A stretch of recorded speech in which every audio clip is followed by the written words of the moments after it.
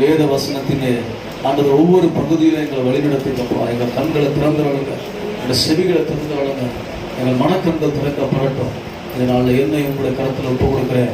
என்னை பரிசுத்தமாக்கி இந்த ஜனங்களுக்கு பயன்படுகிற ஒரு பிரயோஜனமான பாத்திரமாக மாற்றுங்கப்பா. இயேசு கிறிஸ்து நாமத்தில் பிதாவே, ஆமென். ஹல்லேலூயா. கைகளை சொல்லுவோம், ஹல்லேலூயா. கர்த்தருடைய பரிசுத்த நாமம் மகிமைப்படுவதாக. இந்த வேத வசனத்தின் தலைப்பு இருதயத்தை ஊற்றினால் மாற்றத்தோடு கடந்து போனார். ஹல்லேலூயா. இருதயத்தை ஊற்றினால் மாற்றத்தோடு கடந்து சென்றார். இருதயத்தை ஊற்றினால் மாற்றத்தோடு கடந்து போனார் என்கிற ஒரு சம்பவ தலைப்பின் அடிப்படையில் இந்த வேத பகுதியை நான் உங்களுடைய சொல்ல விரும்புகிறேன். கவனிங்க. ஆண்டவராகிய இயேசு ஊழியம் செய்த நாட்களில் ஆண்டவராகிய இயேசுவை ஏற்றுக்கொண்டவர்கள் ஏராளமானவர்கள். ஹல்லேலூயா. அந்த ஆண்டவராகிய இயேசு ஏற்றுக்கொண்டவர், அவரை சிலர் அங்கீகரிக்கிறார், சிலரை வாழ்த்துகிறார், சிலருடைய விசுவாசத்தை பாராட்டுகிறார். இயேசு கிறிஸ்துவிடத்தில் அற்புதங்களை பெற்றவர்கள் ஏராளம், இயேசு கிறிஸ்துவை ஆண்டவராக ஏற்றுக்கொண்டவர்கள் ஏராளம், தங்கள் வீடுகளில் ஏற்றுக்கொண்டவர்கள் ஏராளம். ஆனால் ஒரு சிலர் மாத்திரமே இயேசுவை மிகவும் நேசித்தவர்கள், இயேசுவை கவர்ந்தவர்கள், இயேசு அவர்களை ஏற்றுக்கொண்டார். ஹல்லேலூயா. ஹல்லேலூயா. இந்த வசனத்துல பார்க்கிறோம். அப்போ ஒரு பரிசேயனுடைய வீட்டுல, சீமோன் என்கிற வீட்டுக்கு இயேசு விருந்துக்கு அழைக்கப்படுகிறார். கவனிங்க. இந்த வசனத்தை நீங்க வாசிங்க. 36 பரிசேயர் ஒருவன் தன்னுடனே போஜனமான பண்ண வேண்டும் என்று அவரை வேண்டிக் கொண்டார். அவர் அந்த பரிசேயனுடைய வீட்டிலே பிரவேசித்து பந்தி இருந்தார். ஹல்லேலூயா. அப்ப ஒரு பரிசேயர் இருக்கிறார். ஆண்டவராகிய இயேசு தான் வீட்டுக்கு வந்தா அந்த பரிசேயனுக்கு ஒரு கௌரவம்.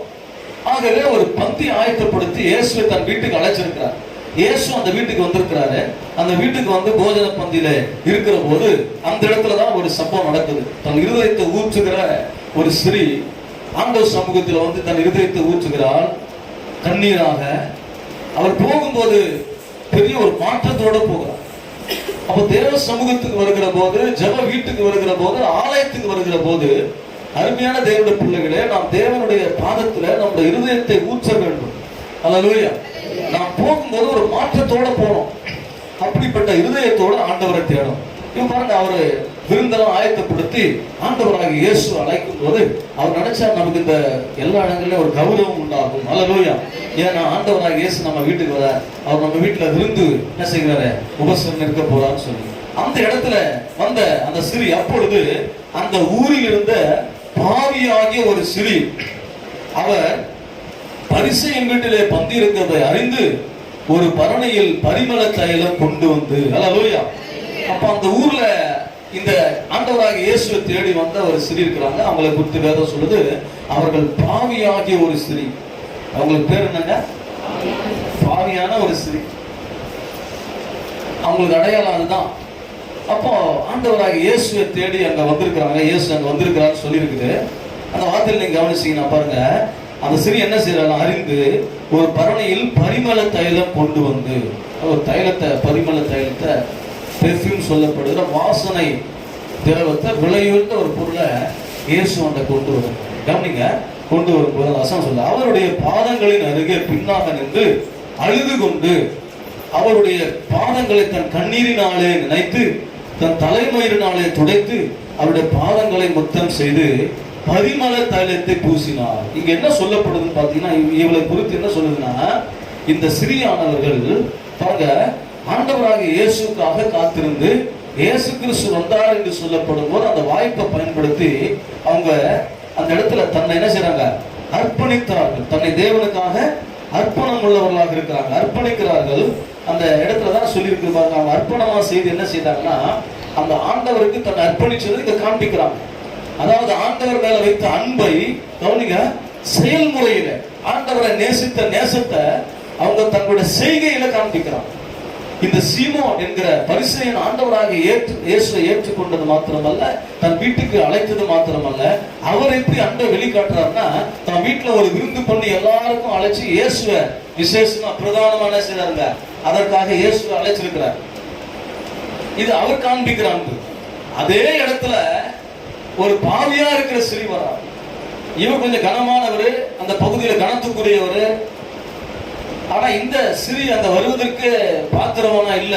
ஆனாலும் இயேசுவாண்ட வந்தா தனக்கு ஒரு விடுதலை கிடைக்கும், சமாதானம் கிடைக்கும், தன் பாவம் மன்னிக்கப்படும் என்று சொல்லி ஆண்டவரிடத்துல வந்து பாருங்க தன்னை தாழ்த்துகிறார். அவர் சொன்ன இடத்துல அந்த அன்பை செய்முறையிலே வெளிப்படுத்துகிறார், செயல்படுத்தி காண்பிக்கிறார். அன்பை என்ன செய்யணுங்க?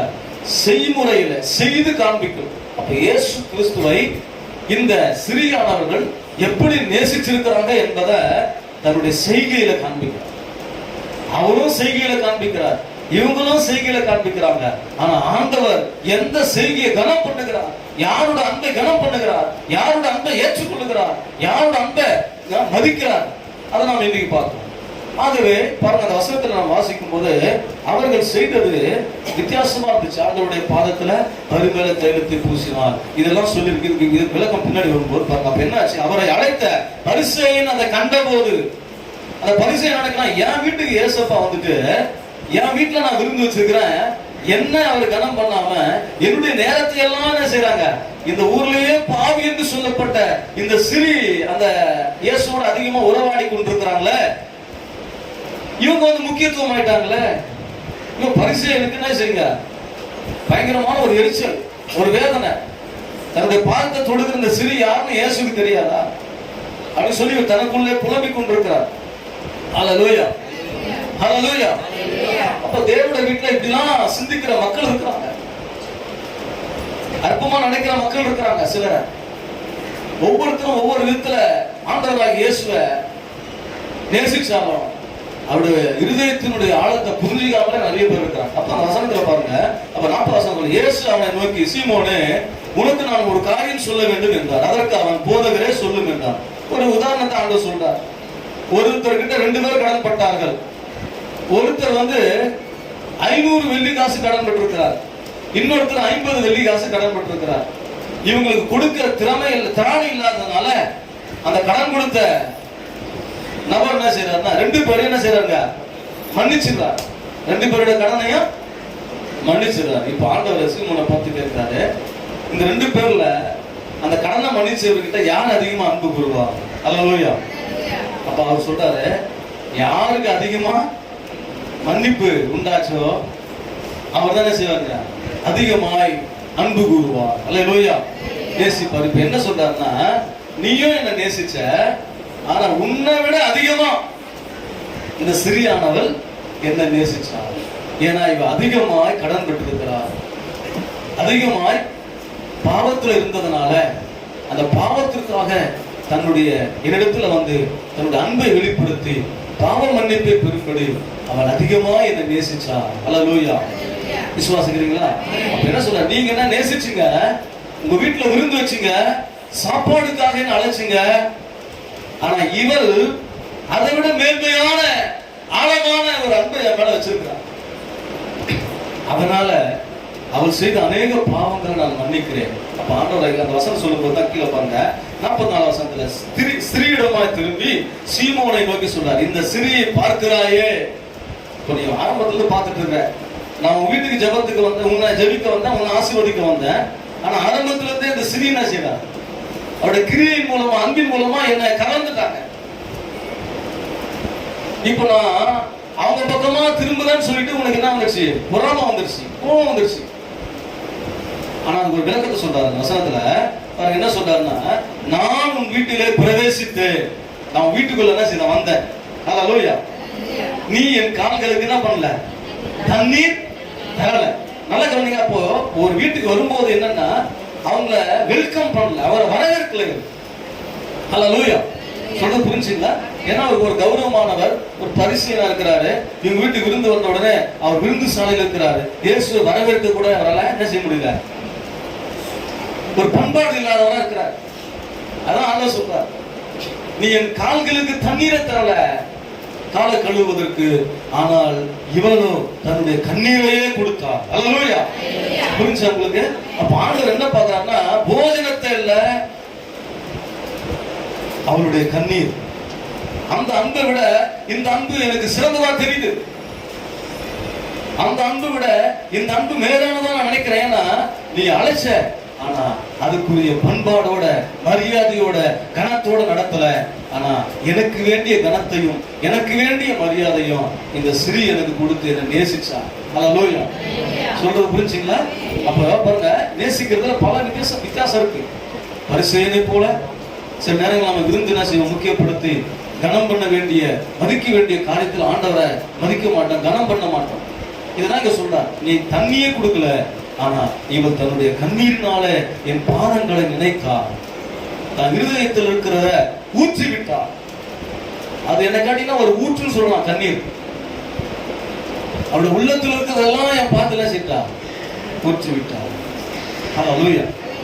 அப்போ வசனத்துல கவனிச்சீங்கன்னா கீழே பாருங்க, ஆண்டவரிடத்துல அந்த கனம் அந்த மரியாதை எனக்கு இவ கொடுத்தா பாருங்க. இவளோ கண்ணீரினாலே என் கால்களை நினைத்து, கண்ணீரினாலே என் காலை முழுவதுமா நினைச்சிட்டா. அந்த வார்த்தையில என்ன சொல்லு பாருங்க, தன் தலை மயிரினாலே அவைகளை துடைத்தா. அப்போ நீ என்னுடைய காலை துடைப்பதற்கு என்ன செய்யல, ஒரு துண்டு கொடுக்கல, ஒரு டவல் கொடுக்கல, ஆனா இவள் தனக்குள் இருந்ததை நல்லா கவனிக்க சொல்ற, தன்னுடைய இருதயத்திலிருந்து தனக்குள் இருந்த நீர், தண்ணீர் ஒரு மனுஷனுக்குள்ள அது இல்லையா, அது ஜீவகாலம் எல்லாம் நமக்குள்ள வந்துட்டு தான் இருக்குது. ஆனா எங்க இருந்து வருது, எப்படி இருந்து வருது, நம்ம அறிவியல் படிச்சிருந்தாலும் சயின்ஸ் இருந்தாலும் பரவாயில்ல. அப்போ நமக்குள்ள இருக்கிறது, அவர் சொல்றாரு தனக்குள்ள இருக்கிறத அர்ப்பணிச்சு என் பாதத்தை கழுவிட்டா. தனக்குள்ள இருக்கிறத தன் முடிய என்ன செய்யற, தலைமுடிய வச்சு என் பாதத்தை தொடச்சிட்டான். நான் உட்பிரவேசித்து முதல் நீ பார்த்துட்டு இருக்கிற, எனக்கு விருந்துக்கு நீ அலட்சிய தவிர, ஆனா உன்னோட அன்பு என்ன செய்யல, இந்த சிறியனுடைய அன்பை காட்டிலும் மேலானதா இல்லை. ஹல்லேலூயா, ஹல்லேலூயா. அப்ப ஆண்டவர் நம்முடைய ஒவ்வொரு செய்கையும் கிரியையும் பார்த்து கொண்டிருக்கிறார். நாம் ஆலயத்துக்கு வந்தாலும் சரி, ஜப கூட்டங்களுக்கு வந்தாலும் சரி, வீடுகள் நடக்கிற ஜபங்களுக்கு வந்தாலும் சரி, நாம் தேவனுடைய பாதத்துல உட்கார்ந்து என்ன செய்து கொண்டிருக்கிறோம், ஆலயத்துல வந்து எந்த சிந்தனையோடு இருக்கிறோம், ஆலயத்துல வந்து நம்முடைய செயல்கள், அன்பின் செயல்களை எப்படி வெளிப்படுத்துறோம், ஆராதனையில ஆண்டவர் நாம் எப்படி அன்பை குறித்து வெளிப்படுத்துகிறோம். அவன் தன்னுடைய ஜீவனையே இயேசுவின் பாதத்துல ஊற்றினார், தன்னுடைய கண்ணீரே இயேசுவின் பாதத்துல ஊற்றி தன்னுடைய தலைமுடியினால, நான் உங்களுக்கு ஒரு சொல்லுங்க ஞாபகம் இல்லையா, ஸ்திரீகளுக்கு தலைமுடினா இருக்கு சொல்லுங்க, மகிமையாக கொடுக்கப்பட்டிருக்கிறது. விசுவாசிக்கிறீங்களா? ஆமென். 1 கொரிந்தியர் 11:15 வாசிங்க. 1 கொரிந்தியர் 15:15 அந்த வசனம் இருக்குன்னு நினைக்கிறேன். வாசிங்க பாருங்க. அடுத்து,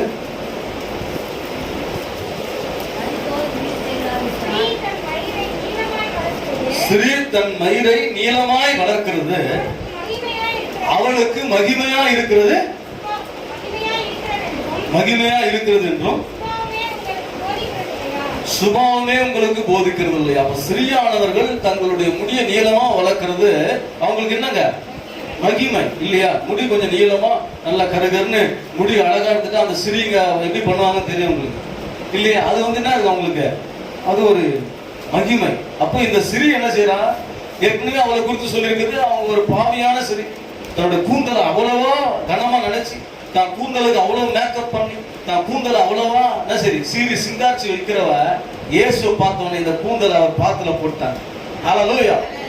பாதத்தை துடைக்கிறார். அது வரலாம் கனமா நினைச்ச, அது வரலாம் மகிமையா நினைச்ச அந்த கூந்தல் இயேசுவின் பாதத்துக்கு முன்னாடி சரண்டர் பண்ணிட்டு அர்ப்பணிச்சிட்டான். ஆண்டவரே, இந்த கூந்தலை வச்சு நான் பண்ண பந்தா போதுயா, இந்த கூந்தலை வச்சு நான் பண்ண அட்டகாசம் போதும், இந்த பாத்துல என் மகிமை என்ன செய்றேன், இறக்கி வைக்க. ஹல்லேலூயா. இது ஆண்டவர் சொல்ற விளக்கத்துக்கு நிறைய அர்த்தங்கள், நிறைய விஷயங்களை அவர் கவனிக்கிறார். இத்தனை வருஷம் இயேசு அறியாதவர்கள் அந்த கூந்தலை என்ன பெருசா நினைச்சு அந்த கூந்தலை வச்சு எத்தனை காரியங்களை அவங்க செய்திருப்பாங்கன்னு தெரியாது. ஆனா இயேசுவை பார்த்த பிறகு இந்த கூந்தலுக்குரிய மகிமை இயேசு பாத்துல வந்துருச்சு.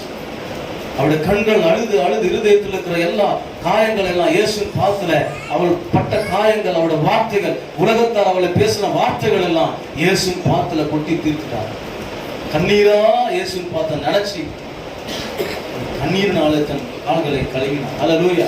இயேசுவின் கால்கள் இயேசு தான் சொல்றாரு, பாரு நீ வந்து என்ன செய்யல, விருந்துக்கு வச்ச, விருந்துக்கு என்ன அழைச்ச, ஆனா என் கால்களுக்கு என்ன செய்யல, தண்ணீர் கொடுக்கல, வெளியே வரும்போது வரவேற்கல, எனக்கு வேண்டிய அடிப்படையான உபசரணைகளை செய்யல, நீ ஒரு துண்டை கொடுக்கல, ஆனா அவளோ தன்னுடைய தலை முடியினாலே என் பாதங்களை துடைத்தார். ஹல்லேலூயா, ஹல்லேலூயா. அவள் தன்னை அர்ப்பணிச்சா எனக்காக. இந்த வார்த்தையில கீழே சொல்லும்போது பாருங்க, அப்ப தன் தலைமயிரினாலே அவைகளை துடைத்தால், நீ என்ன என்ன செய்ய, முத்தம் செய்யவில்லை, இவளோ நான் உட்பிரவேசித்தது முதல் என் பாதங்களை ஓயாமல் முத்தம் செய்தார். ஹல்லேலூயா. எல்லாம் சொல்லுங்க ஹல்லேலூயா. அப்ப என்னன்னா ஒரு வீட்டுக்கு போகும்போது நம்ம என்ன செய்வோம், உடனே அவங்க நம்ம கையை கொடுத்து சோத்திரம் பண்ணியோம், இல்லைன்னா நம்மள கலாச்சாரத்தின்படி ஒவ்வொரு கலாச்சாரத்துல ஒவ்வொரு மாதிரி கட்டி பிடிச்சு சில இடங்கள்ல அன்பான முத்தம் கொடுத்து என்ன செய்வாங்க, வரவேற்பாங்க. ஏன் சொல்ற, நீ என்ன செய்யல, என்ன கன்னத்துல முத்தம் கொடுக்கல, ஆனா இவளோ நான் இந்த வீட்டுக்கு வந்த நிமிஷத்திலிருந்து என் பாதங்களுக்கு ஓயாமல் முத்தம் செய்து கொண்டிருக்கிறார், என்னை மிகவும் நேசிக்கிறார். அல்லேலூயா, அல்லேலூயா. அப்ப அந்த அன்பு செய்முறையில ஆண்டவராகிய இயேசுவின் இருதயத்தை தொட்டுதுங்க. எப்போதுமே அவர் ஜெபம் பண்ணுகிற இடங்கள்ல, அவர் கூடுகிற ஜன கூட்டங்கள்ல இருக்கிற இடத்துல யாராயிலும் ஒருவர் இயேசுவின் இருதயத்தை தொடுவாங்க. அநேகர் இயேசுவை தொடுறாங்க, ஆனா ஒருத்தர் மட்டும்தான் இருதயத்தை தொடுறாங்க. அவங்களுடைய செயல்கள், அவங்களுடைய விசுவாசம், அவங்களுடைய அன்பு இயேசுவின் இருதயத்தை தொடுதுங்க. அவங்களுக்கு தான் பெரிய அற்புதங்களை ஆண்டவராக இயேசு செய்கிறார். அநேகர் இயேசுவை நேசிச்சாங்க, ஜெப கூட்டத்துக்கு வந்தாங்க. அந்த பரிசேயனும் இயேசுவை நேசிச்சு விருந்துக்கு இயேசு அழைச்சாரு. ஆனா இயேசுவின் இருதயத்தை தொட்டது இந்த சிறியனுடைய அன்பு. ஹல்லேலூயா. இந்த சிறியனுடைய கிரியை. ஹல்லேலூயா. ஆகவே நாம் நேசிப்பது மாத்திரமல்ல, அந்த அன்பை கிரியையினாலே நாம் வெளிப்படுத்த வேண்டும், அந்த அன்பு செயல்முறைப்படுத்த வேண்டும். இவங்க அந்த பட்டத்துல அந்த அன்பு ஆண்டவர் இருதயத்தை அப்படியே எல்லாரும் மறக்கடிச்சு. இப்ப பாருங்க, அந்த அழைச்ச சீமோனையும் மறந்துட்டாரு. இப்ப சீமோனுக்கு அதான் பிரச்சனை. ஆண்டவரே, நீங்க பேசிட்டு இருக்கிற, நீங்க டைம் ஸ்பெண்ட் பண்ற அந்த சிறு யாரும் உங்களுக்கு தெரியாதா? அழைச்சது நானு, சாப்பாடு கொடுக்க தீர்மானிச்சது நானு, ஆனா நீங்க ஆசீர்வதிக்கிறது அந்த சிறிய. அப்ப அநேக நேரங்கள்ல பிரியமானவர்களே, நாம் எதை செய்யும் போதும் நம்முடைய அன்பை வெளிப்படுத்துகிற ஒரு சூழ்நிலையில நாம் எப்படி இருக்கிறோம் என்பதை பார்க்க. இந்த சிறிய குறித்து ஆண்டவர் சொல்றாரு, அவள் வரும்போது ஒரு பாவியாக வந்தார், வரும்போது பாரத்தோடு வந்தார். இயேசு இருக்கிறார் கேள்விப்பட்ட இடத்துக்கு வரும்போது பல்வேறு விதமான பாவ சுமைகளை சுமந்து, அருவருப்பான பல்வேறு விதமான வார்த்தைகளோட வாழவே வழி இல்லாம, வாய்ப்பே இல்லாத ஒரு நிலையில இயேசு அண்ணன் வரும்போது அவருடைய பாதம் கிடைச்ச உடனே கண்ணீரினால இயேசு பாதத்தை, தன் தலைமுடியினால, நான் அந்த சுத்தில இருக்கிறவங்களை பத்தி நான் யோசிக்கிறேன், என்னென்னலாம் பேசுறாங்க தெரியாது, ஆனா அவருடைய பாரம், அவருடைய இருதயத்தினுடைய வேதனை அங்கே இயேசு பாதத்துல ஊற்றப்பட்டது. போகும்போது அவள் மாற்றப்பட்டு போனார். அல்லேலூயா, அல்லேலூயா. அப்ப ஒவ்வொரு நாளும் தேவ சமூகத்துக்கு வரும்போது, ஆராதனைக்கு வரும்போது, நான் ஆண்டவராகிய இயேசுவை எப்படி அன்பு கூறுகிறேன், என் செயல்முறையில எப்படி அன்பு கூறுகிறேன் என்பதை நான் காண்பிக்கிறதுல கவனமா இருக்க வேண்டும். அதுதான் ஆண்டவரின் பக்கம் திருப்பு, அதுதான் ஆண்டவரை என்ன நேசிக்க வைக்குது. அந்த செயல்முறை தான், அந்த கிரியை தான் இயேசு என் பக்கம் என்ன செய்துங்க, இழுக்க ஆரம்பிச்சது. அப்போ எனக்கு ஒரு விடுதலை, எனக்கு ஒரு சமாதானம், எனக்கு ஒரு மாற்றம் உண்டாகுது. அந்த சீமோனை போல அங்கிருந்தவர்கள் எல்லாரும் இந்த சிறிய பார்த்து எழுச்சி அடைஞ்சிருப்பாங்க. இவனை ரொம்ப ஓவரா பண்றான், இவனை ரொம்ப ஓவரா ஆக்டிங் பண்றாங்க அப்படிலாம் சொல்லுவாங்க. நமக்கு அதை பத்தி எல்லாம் கவலை. என் உள்ளத்திலிருந்து நான் ஆண்டவரை ஆராதிக்கும், என் உள்ளத்தில் இருக்கிறதெல்லாம் ஆண்டவர் பாதத்துல இறக்கி வைக்கணும். என்னுடைய பாவ சாபங்கள் என்னை விட்டு நீங்கணும். அதுக்கு ஒரே வழி ஆண்டவராக இயேசு மட்டும்தான். அவர் இந்த இடத்துல வந்திருக்கிறார். இந்த வாய்ப்பை நான் மிஸ் பண்ண கூடாது. ஹல்லேலூயா. யார் என்ன பத்தி, நம்மளை பத்தி என்ன பேசினாலும், நம்மளை பத்தி இயேசு ஒரு வார்த்தை பேசினார்னா இந்த உலகம், சமுதாயம் எல்லாம் நம்ம திரும்பி பார்ப்போம். ஹல்லேலூயா. நம்ம வெறுத்தது, நம்ம அருவருப்பா நினைச்சவங்க எல்லாம் நம்ம திரும்பி பார்க்க வைக்கிற ஒரு இடத்துல நிறுத்துகிறவர் ஒரே ஒருவர் மட்டும்தான், அவர் ஆண்டவராக இயேசு கிறிஸ்து. நம்ம ஜபத்துக்கு வரும்போதெல்லாம் எல்லாரும் என்ன பேசுனாங்கன்னு தெரியாது. இந்த சிறி வீட்டுக்குள்ள வரும்போதெல்லாம் எல்லாம் என்ன நினைச்சாங்கன்னு தெரியாது. ஆனா இப்ப எல்லாரும் அந்த சிறியை நோக்கி பார்க்க ஆரம்பிச்சுட்டாங்க. ஏன்னா இயேசு அந்த சிறியை பத்தி பேசுறாரு. ஹல்லேலூயா. எனக்கு ஆண்டவராக இயேசு கிறிஸ்து உங்களை என்ன பத்தி பேசணுங்க. பேசும்போது இந்த சமுதாயம், உலகம், குடும்பம் எல்லாம் நம்மை யோசிக்கத்தக்கதான விதத்தில் ஆண்டவர் நம்மை ஆசீர்வாதமாய் மாற்றுவார். விசுவாசிக்கிறீங்களா? ஹல்லேலூயா.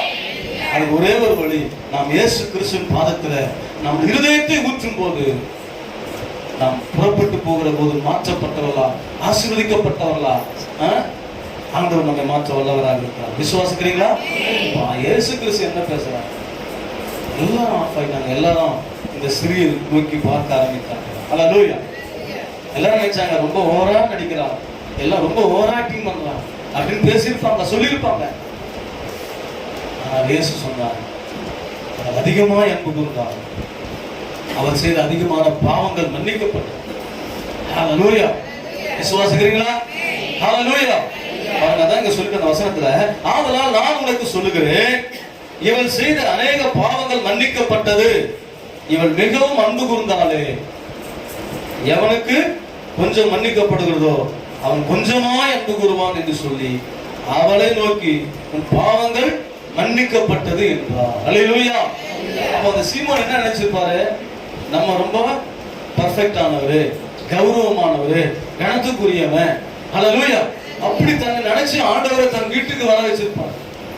ஆனா அதே இடத்துல தன்னை ஒரு பாவி என்று சொல்லி தான் செய்த பாவங்களை உணர்ந்து இயேசுவின் பாதத்துல கண்ணீரோடு அழுது அந்த பாவ மன்னிப்பு பெறும்படி தன்னுடைய தலைமுடிய இயேசுவின் பாதத்தை தொடச்சி தன் ஜீவகாலம் எல்லாம் வைத்திருந்த அந்த பொருள்ல, அந்த பணத்துல இயேசுவினுடைய அந்த இன்னொரு வசனம் அதை சொல்லி பாருங்க, நீ என்ன முத்தம் செய்யவில்லை, இவ்வளோ நான் உட்பிரவேசித்தது முதல் பாதங்களை ஓயாமல் முத்தம் செய்தார். 46ல நீ என் தலையில் எண்ணெய் பூசவில்லை.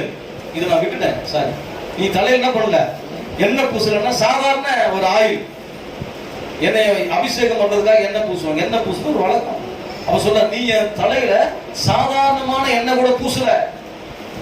அப்ப ஒரு கீழே சொல்லுது, இவளோ என் பாதங்களில் பரிமள தைலம் பூசினாள். பாருங்க, நீ தலையில கூட ஒரு சொட்டு எண்ணெய் விடல, ஆனா இவள் பரிமள தைலத்தை, கவனிங்க வசனம் சொல்லுது, என் பாதங்களில் பரிமள தைலம் பூசினாள். ஆங்கிலத்துல நீங்க பாத்தீங்கன்னா கவனிக்கணும், அது எப்படி சொல்லிருக்கேன், காஸ்ட்லி அண்ட் ரேர், விலையேற பெற்றது, விலை மதிப்புள்ளது, அதே சமயத்துல கிடைக்க கூடாதது. நீங்க சாதாரணமா எப்போதும் உங்க வீட்டுல இருக்கிற எண்ணெயை கூட என்ன செய்யல, என் தலையில ஊத்துல. தலை என்பது கனத்துக்குரியது, முக்கியமானது. ஆனா இவளோ விலையேற பெற்றத, விலை மதிப்பு இல்லாதத, கிடைக்க அரிதான ஒன்ற என்னுடைய பாதத்துல ஊத்து. அப்போ உங்களுடைய அன்பை விட இந்த ஸ்ரீனுடைய அன்பு பெருசு. அல்லேலூயா. விசுவாசிக்கிறீங்களா? அது விலை மதிப்புள்ளதானாலும் தன் இருதயத்தில் இயேசுவை நேசிச்சதுனால ஆண்டவருக்காக சிறந்ததை, முதன்மையானதை ஆண்டவர் பாதத்துல கொண்டு வந்து வச்சு சொல்ற அர்த்தங்கள்லாம் நிறைய இருக்கு. அவங்க சிரசுல என்ன பண்ணல, தலையில ஒரு சொட்டு எண்ணெய் கூட சாதாரணமான எண்ணெய் கொடுக்கல, ஆனா இவரோ விலை உயர்ந்த, கிடைப்பதற்கு அரிதான ஒரு பெர்ஃபியூம் சொல்லும், அதாவது பரிமள தைலம், வாசனை உள்ள அந்த பொருள் நலதளத்தை கொண்டு வந்து என்ன செய்தா, என்னுடைய பாதத்துல ஊற்றினான். அல்லேலூயா, அல்லேலூயா. அதனாலதான் ஆண்டவர் சொன்னாரு, இவள் ஆதலால் இவள் செய்த பாவங்கள் மன்னிக்கப்பட்டது, இவள் மிகவும் அன்பு கூர்ந்தாளே. எல்லாம் சொல்லுங்க, அன்பு கூர்ந்தாள், மிகவும் அன்பு கூர்ந்தாள். ஆண்டவரை நேசிக்கிறதுல வித்தியாசம் புரியுதா உங்களுக்கு? ஹல்லேலூயா சொல்லுங்க, ஹல்லேலூயா. அப்போ என்னை கனம் பண்ணி வரவேற்று வீட்டுல உட்கார வச்சுங்க, ஆனா எனக்கு செய்ய வேண்டியதெல்லாம் நான் செய்யல. அப்போ ஒவ்வொருத்தரும் ஆண்டவரை கனம் பண்றத புரிஞ்சுக்கிறது ஒவ்வொரு விதத்துல இருக்குது. அதனாலதான் ஆண்டவர் இங்க சொல்றாரு, இவர் செய்த அநேக பாவங்கள் மன்னிக்கப்பட்டது. அந்த வசனத்துல பாருங்க, 5வது வசனம், அவர் ஸ்திரியை நோக்கி உன் விசுவாசம் உன்னை ரட்சித்தது, சமாதானத்தோட போய் என்றார். விசுவாசிக்கிறீங்களா? ஹல்லேலூயா. புரிஞ்சாங்களா? விசுவாசிக்கிறீங்களா? அப்ப என்ன சொல்றா, வரும்போது சமாதானம் இல்லாம வந்தா, வரும்போது நிம்மதி இல்லாம வந்தா, ஆலயத்துக்கு வரும்போது இயேசுவை வந்து பார்க்கும்போது பார்க்கறதுக்கு முன்னாடி வரலாம் அவமானத்தோட, அசிங்கத்தோட, பல்வேறு விதமான வார்த்தைகளோட, பாவ பாரத்தோட வந்த அந்த சிறியானவர்கள் இயேசுவை சந்தித்து போகும்போது பாருங்க, ஒரு மாற்றத்தோட, ஒரு சமாதானத்தோட, ஒரு பாவ மன்னிப்பு நிச்சயத்தோட, மகிழ்ச்சியோட, சந்தோஷத்தோட, இப்போ அந்த கிராமமே, அந்த பகுதி மக்கள் எல்லாருமே என்ன செய்வாங்க, இந்த சிறிய ஏற்றுக்கொள்வார்கள், இந்த சிறிய கணம் பண்ணுவார்கள். புறக்கணிக்கப்பட்டு தள்ளப்பட்டு இருந்த அந்த சிறிய வாழ்க்கை இயேசுவை சந்தித்த நாளிலே மாறிச்சுங்க. அதுக்கு காரணம் அவருடைய அன்பின் கிரியை வெளிப்பட்டதனால, அந்த அன்பை வெளிப்படுத்தி காண்பித்ததனால. ஹல்லேலூயா, ஹல்லேலூயா.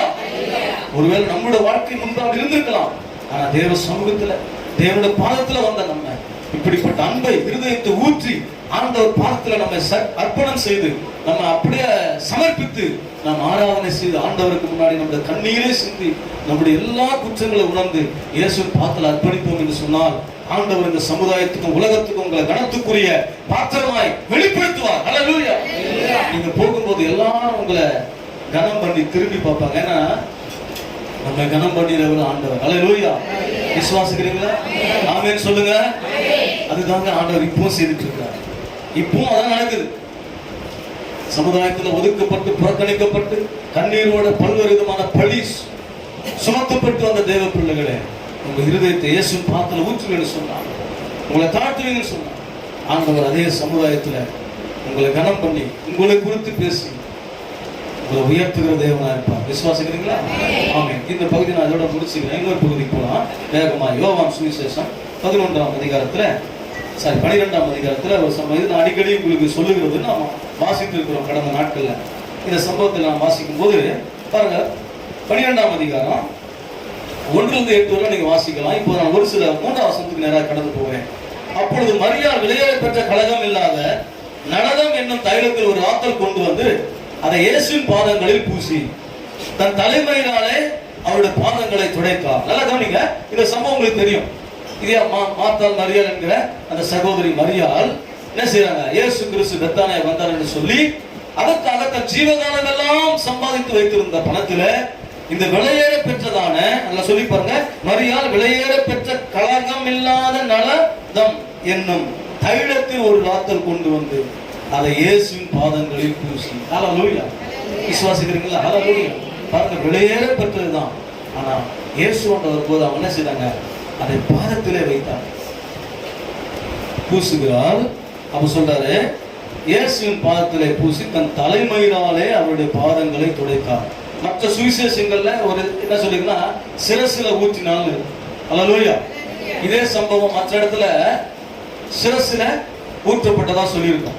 ஆனா இங்க அவர் பாதத்துல ஊற்றி, எப்படி அந்த சிறி பாவியாகி சிறி தன்னுடைய முடியினால இயேசுவின் கண்ணீரை துடைத்தாலோ அது போல இந்த மரியாள் இந்த சிறி என்ன செய்றா, இயேசுவின் பாதத்தை தன்னுடைய தலைமுடியினால துடைக்கிறார். ஹல்லேலூயா. அப்ப இந்த கிரியை பாருங்க, யாரும் செய்யப்படாத ஒரு கிரியை இவங்க செய்யும் போது ஆண்டவராலே இவங்க கனம் பண்ணப்படுகிறார்கள், ஆண்டவராலே உயர்த்தப்படுகிறார்கள், ஆண்டவர் அவங்களை அந்த அளவுக்கு நேசிக்கிறார். ஜீவகாலம் எல்லாம் கஷ்டப்பட்டு தனிமையா சிறிகளா இருந்து சம்பாதிச்ச ஒரு பணத்துல இயேசுக்கு எது பிரியும் என்று அறிஞ்சு அந்த பரிமள தைலத்தை வாங்கி அதை யாரிடத்திலையும் சொல்லாம அந்த ரகசியத்தை காத்து சரியான நேரத்துல ஆண்டவருடைய ஏவுதலின்படி ஆவியினாலே அனுப்பப்பட்டு ஆண்டவராக இயேசு அடிக்கப்படுவதற்கு முன்பாக அந்த காரியத்தை செய்தால் என்று சொன்னால் அவர்கள் எந்த அளவுக்கு ஆண்டவரை நேசிச்சிருப்பாங்கன்னு யோசிச்சிருப்பாங்க. பிரியமானவர்களே, அப்பொழுது அவருடைய சீசரில் ஒருவனும் அவரை காட்டி கொடுக்க போகிறவனும் ஆகிய சீமோனுடைய குமாரனான யூதாஸ் காரியத்து. இதுல என்ன பிரச்சனை வாசிக்கும் போது அங்கேயும் ஒரு சீமோன் வராரு. ஹல்லேலூயா. இங்கேயும் ஒரு சீமோன் இருக்கிறார். நல்ல வேளை இங்க யாரும் சீமோனே இல்லைன்னு நினைக்கிறேன். அடிக்கடி இந்த இடத்துல நீங்க பாருங்க, இன்னொரு இடத்துல நல்ல விஷயங்களை சீமோனை வச்சு செய்திருக்கிறாங்க. சீமோன் பேர் சொல்றான், நல்ல விஷயங்கள் நடந்திருக்கு. ஆனா இந்த யூதாஸ் காரியத்தை பாருங்க, இங்கேயும் சீமோனுடைய வசனம் சொல்லுது, சீமோனுடைய குமாரனாகி யூதாஸ் காரியோத்து இந்த தைலத்தை 300 பணத்துக்கு விற்று தரித்திருக்க கூடாமல் போனதல்ல என்றார். ஹல்லேலூயா. எல்லாம் சொல்லுங்க ஹல்லேலூயா. இப்ப என்ன கவனிங்க, இந்த சிறு சொல்லும் போது சொல்றா, அது சொல்லப்படுது அது விலையேற பெற்றது. ஆண்டவர் அதை குறித்து சொல்றாரு. அவ கூட அதை சொல்லிக்க மாட்டான். பாருங்க, விலையேற பெற்றது. எவ்வளவு விலைக்கு வாங்கினாங்கன்னு சொல்ல முடியல. ஆனா யூதாஸ் காரியத்தை கரெக்டா கணக்கு போட்டாரு. அந்த விலை 300 பணம். யோசிச்சு இதுக்கு என்ன வித்தியாசம் கவனிச்சிங்களா? அப்ப யூதாஸ் காரியத்துடைய மனநிலை எல்லாம் இயேசுவோடு இருந்தாலும் அவருடைய சிந்தனை இருதயங்கள் எல்லாம் அந்த பணத்தின் மேலே இருந்ததாக இந்த இடம் சொல்லுது. வேதம் இப்படி சொல்லியிருக்கு பாருங்க. அவர் அழகா போய் அந்த ரேட் எல்லாம் விசாரிக்கல, ஸ்பாட்லயே சொல்றது 300 பணத்தை என்ன பண்ணிருக்கலாம், எடுத்துக்கலாமே. அப்ப அவர் அந்த காரியங்களை குறித்து யோசனையா இருக்கிறார். இப்போ ஆண்டவராக சொல்றாங்க, அவர் தரித்திரரை குறித்து கவலைப்பட்டு இப்படி சொல்லாமல் சில விஷயங்கள் நல்லா கவனிக்க. வேதத்துல சொல்லியிருக்கிறது, அவன் திருடனானபடினாலும் பணப்பையை வைத்துக் கொண்டு அதிலே போடப்பட்டவதை சுமக்கிறவனானபடினாலும் இப்படி சொன்னான். ஒவ்வொரு இடங்கள்ல ஒவ்வொரு விளக்கம் கொடுத்துருக்கோம். நீங்க அதை புரிஞ்சுக்கணும், தவறா எடுத்துக்காதீங்க. அப்ப யூதாஸ் காரியத்தை குறித்து யாரும் எப்படி சொல்றாருன்னா, அவன் திருடனானபடினாலே, ஒருவேளை இதுக்கு முன்னாடி என்ன செய்திருக்கலாம், அவரை பணத்தை கையாடல் பண்ணிருக்கலாம். தேவன் அவர் நம்பி கொடுத்த அந்த காணிக்கைகளை அவருக்கு வந்த எல்லா பணத்தை என்ன செய்திருக்கலாம், கையாடல் பண்ணிருக்கலாம். இல்லைன்னா பைபிள் சொல்லுமா, வேதம் சொல்லியிருக்காரு. அப்ப அவரோட மனநிலை எல்லாம் மாறிடுச்சு. அவர் பணத்து மேல நோக்கமா இருக்கிறாரு, தேவனுக்குரிய கணத்தை குறித்து முக்கியப்படுத்தல. இந்த சிறு தேவனுக்கு கனம் பண்ணதை முக்கியப்படுத்துறாங்க. தன் ஜீவகாலம் எல்லாம் சம்பாதித்த தன் ஜீவனுக்குரியதெல்லாம் சேர்த்து இயேசுவின் பாதத்துல பரிமள தைலத்தை கொண்டு வந்து கனம் பண்றாங்க. இதே சீசர் என்ன செய்யறாருன்னா அதை கணக்கு பண்றாரு. அப்போ வாழ்க்கையில இருந்த சில விஷயங்கள் அங்க சொல்லப்படுது. கவனிங்க. அப்போ அவன் பணப்பையை வைத்துக் கொண்டு அதில் போடப்பட்டதை சுமக்கிறதுனாலும் இப்படி சொன்னான். சில நேரங்கள் அதிகமா தேவனுடைய பிள்ளைகளை நாம் எவ்வளவுதான் பண பொருள்களை அதிகமா வச்சிருந்தாலும் அதிகமா அவன் மேல நம்முடைய இருதயம் எண்ணம் நாட்டம் போகக்கூடாது. ஹல்லேலூயா. ஏனென்று சொன்னால் அதை நம்ம சுமக்கிறதுனால, அதை வச்சிருக்கிறதுனால நம்ம அறியாமலே அதை நம்ம அடிமைப்படுத்துவதற்கு வாய்ப்பு உண்டு. நான் சொல்ல புரிஞ்சுங்க, விசுவாசிக்கிறீங்களா? ஆமென். ஆகவேதான் சில விஷயங்களை நாம் அளவோட போதும் என்ற மனதோட கூட தெய்வ பக்தியை மிகுந்த ஆவாயின்னு ஏன் சொல்றோம் அப்படின்னா, நாம் அளவுக்கு அதிகமா ஆசைப்பட்டு தேவனை விட்டு நஷ்டப்பட்டு போயிடக்கூடாது என்பதனாலதான் யூதாஸ் காரியத்தினுடைய மனநிலை இப்படி மாறிவிட்டது. ஆகவே இங்க யார் அன்பு கூர்ந்தால் என்று சொல்லி பார்த்தீங்கன்னா, இயேசுவோடு இந்த யூதாஸ் காரியத்தை அன்பு கூறல, இயேசுவை நேசித்த ஒரு விசுவாசியா இருக்கிற சகோதரி எல்லாரை விட அதிகமா அன்பு கூர்ந்தார். ஹல்லேலூயா. ஆண்டவர் ஏன் இதெல்லாம் சொல்றாரு? அவங்களுக்கு அடுத்த வேலை சாப்பாட்டுக்கே வழி இல்லாத நிலையில ஆண்டவர் மேல அன்புனால தன்னிடத்துல இருந்ததை கொண்டு வந்து அதிலேயே சிறந்ததை செய்யணும்னு நினைச்சு அதை வெளியேறப்பட்டதை கொண்டு வந்து இயேசுவின் பாதத்துல வேதத்தின் அடிப்படைக்கு காரணமா இருந்து செய்தார்களே. இயேசுவோடவே இருந்து இயேசு கொடுத்த பணங்களை வைத்து இயேசு கொடுத்த எல்லா ஆசீர்வாதங்களையும் பெற்று, ஆனா யூதாஸ் காரியத்தோட வாழ்க்கையில அப்படி இல்லையே. அங்கேயும் ஒரு சீமோனை பார்த்தோம், இங்க சீமோனின் குமாரனை யூதாசை பார்க்கிறோம். அங்கே ஒரு சிறிய பார்த்தோம், இங்க மரியாதைங்கிற சிறிய பார்த்தோம். இவர்கள் தேவ சமூகத்துல சந்தோஷமா இந்த சிறிய என்ன பண்ணாங்க? புறப்பட்டு இயேசுவின் சாட்சியோடு போனாங்க. அந்த சீமோன் ஒருவேளை துக்கப்பட்டிருப்பாரு, இந்த யூதாஸ் காரியத்தும் துக்கப்பட்டிருப்பாரு. பிரியமானவர்கள், எல்லா இடத்துலயும் ரெண்டு சம்பவங்கள் நாம் பார்க்கிறோம். எப்படி அன்பு கூறுகிறோம், எப்படி ஆராதிக்கிறோம், எப்படி ஆலயத்துக்கு வருகிறோம். ஹல்லேலூயா. அப்போ நீங்கள் ஆண்டவருடைய சமூகத்துல ஜெபிக்கிறத, ஆராதிக்கிறத அர்ப்பணிப்பாய் நீங்கள் தங்களை தாழ்த்தி ஒப்பு கொடுத்து கஷ்டப்பட்டு செய்யறத கூட ஒரு சிலர் அதை தவறா புரிஞ்சுக்கலாம், அற்பமா நினைக்கலாம். ஆனால் இயேசு நமக்கு என்ன சொல்றார்? இயேசு உங்களுக்கு என்ன சொல்றார்? ஆகவே நீங்கள் பார்க்கிறவர்கள் என்ன செய்வார்கள், என்ன சொல்வார்கள் என்று பார்க்காம, என் இருதயத்தில் ஆண்டவராக இயேசு எனக்கு செய்த நன்மைக்கு ஈடாக நான் என்ன செய்ய போகிறேன்? ஹல்லேலூயா. நான் எல்லாரை விட சிறந்ததை என் இயேசுவின் பாதத்தில் கொண்டு வந்து நான் வைக்கிறேன். அதுதான் அன்பு கூறுவது. ஹல்லேலூயா. மூன்றாவதாக ஒரு சம்பவத்தை நான் வேகமா சொல்லுகிறேன். 1 சாமுவேலின் புத்தகம் உங்களுக்கு தெரியும்.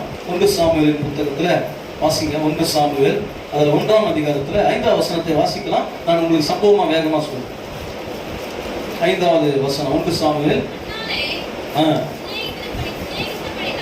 அன்னாளை சிநேகித்தபடினால் அவனுக்கு இரட்டிப்பான பங்கு கொடுப்பான். கர்த்தரோ அவன் கர்ப்பத்தை அழைத்ததால். அவனுக்கு இந்த சம்பவம் தெரியும் இல்லையா? எல்கானா என்கிற ஒரு தேவ மனிதன் இருக்கிறாரு. எல்கானாவுக்கு பெண்ணினாள் என்கிற மனைவி இருக்கிறாங்க, அன்னாள் என்கிற மனைவி இருக்கிறாங்க. 2 பேர் இருக்கிறாங்க. இது பழைய ஏற்பாட்டுல சரியானது. புதிய ஏற்பாட்டின்படி என்ன செய்த? வேதத்தின்படி புதிய ஏற்பாட்டின்படி அது தவறு. ஹல்லேலூயா. அந்த நாட்கள்ல பாருங்க, அப்படி இருக்கும்போது 5ஆம் வசனத்துல அன்னாளை சிநேகித்தபடினாலே அவளுக்கு இரட்டிப்பான பங்கு கொடுப்பான். இந்த எல்கானா என்ன செய்வாரு? தன்னுடைய மனைவி அன்னாளை அதிகமா நேசிச்சார். நேசிச்சதுனால பெண்ணினாளுக்கு கொடுக்கறத ரெட்டிப்பா அன்னாளுக்கு கொடுப்பார். கவனிக்கிறீங்களா? ரெட்டிப்பா அன்னாளுக்கு கொடுக்கும் போது இந்த பெண்ணினாளுக்கு அநேக பிள்ளைகள் இருக்கிறாங்க, அன்னாளுக்கு பிள்ளை இல்லாதனால கணவர் அதிகமா நேசிச்சு அவர் வேதனைப்படக்கூடாது என்பதனால ரெட்டிப்பான நன்மையும் ஆசீர்வாதத்தை அவங்களுக்கு கொடுக்கிறார், பகிர்ந்து கொடுக்கிறார். இந்த சம்பவத்தை நீங்க வாசிக்கும் போது பாருங்க. ஆனா கர்த்தரோ அவள் கர்ப்பத்தை அடைத்திருந்தார். ஆனா கர்த்தர் என்ன செய்யறாங்க? அன்னாளுடைய கர்ப்பத்தை அடைச்சிருக்கிறார். ஏன்? அன்னால் என்ன பாவம் செய்தாங்க? நல்லா கவனிக்கணும். ஆண்டவர் அதிகமா யாரை நேசிக்கிறாரோ அவங்களுக்கு சில விஷயம் தாமதமா நடக்கும். நிறைய நேரங்கள்ல தாமதமா நடக்கிறதுனால, பிள்ளை இல்லை என்பதனால தேவன் நம்ம கூட இல்லைன்னு அர்த்தம் இல்லை. ஆண்டவர் நம்ம நேசிக்கலன்னு அர்த்தம் இல்லை. இந்த எல்கானாவை விட அன்னாளை கர்த்தர் நேசிச்சார். ஹல்லேலூயா. அப்ப எல்கானா என்ன செய்றார்? அன்னாள் அதிகமா நேசிக்கிறாரு. அன்னாளுடைய கர்ப்பத்தை தேவன் அடைத்திருந்தார். இப்போ ஆண்டவர் தான் திறக்கணும். அப்போ ஒரு தடை வருதுன்னா நல்லா கவனிங்க. அதுவரையில இஸ்ரவேல்ல இல்லாத அளவுக்கு ஒரு தீர்க்கதரிசி ஆண்டவர் எழுப்ப போறார். இது அன்னாளுக்கு தெரியாது, எல்கானாவுக்கு தெரியாது, யாருக்குமே தெரியாது. ஆனா மற்றவங்க எல்லாரும் இல்லாததை குறித்து குறை சொல்லிக் கொண்டிருக்கிறார்கள், இல்லாததை குறித்து வேதனைப்படுத்துகிறார்கள். அண்ணா அழுது அழுது கணவர்கிட்ட தன்னுடைய தேவைகளை குறைகளை சொல்லிட்டு இருக்காங்க. கணவர் சொல்றாரு, 10 பிள்ளைகளை பார்க்கணும், நான் உனக்கு என்னமா பெருசு இல்லையா? நான் உன்னை எவ்வளவு நேசிக்கிறேன், 2 பங்கா கொடுக்கிறேன். ஆனால் கர்ப்பத்தின் பிள்ளையை கொடுக்க முடியுமா? முடியல. அந்த சூழ்நிலை தான் அண்ணா வந்து என்ன செய்யறார், தன்னுடைய கணவருடைய ஆறுதலை கேட்டு கேட்டு கேட்டு அவர்கிட்ட போய் அழுகுது, ரூம்ல தனியா அழுகுது.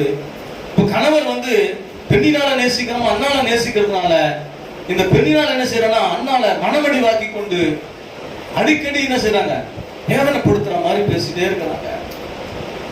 இவர் அதிகமா நேசிக்க, அவருடைய அக்கா அதிகமா அவனை பகைக்க, இவங்களுடைய வேதனை அதிகமாகி கொண்டே இருந்துச்சு. இப்பதான் அண்ணா என்ன செய்யறாங்கன்னா, ஒரு சம்பவம் வாசின கவனிங்க. கர்த்தர் அவள் கர்ப்பத்தை அடைத்தபடினாலே அவளுடைய சக்களுக்கு அவள் துக்கப்படும்படியாக மிகவும் வசனப்படுத்துவான். கவனி சொல்லி சொல்லி வசனப்படுத்துவான். அப்ப நமக்குள்ள ஒரு குறை இருந்துச்சுன்னா அந்த குறைய சொல்லி தான் சொல்றாங்க எல்லாருமே, சொல்லுங்க, வேதனைப்படுத்துறாங்க. அந்த குறைய சொல்லி வேதனைப்படுத்துறதுக்கு அது போல ஒரு வேதனை எதுவுமே கிடையாது.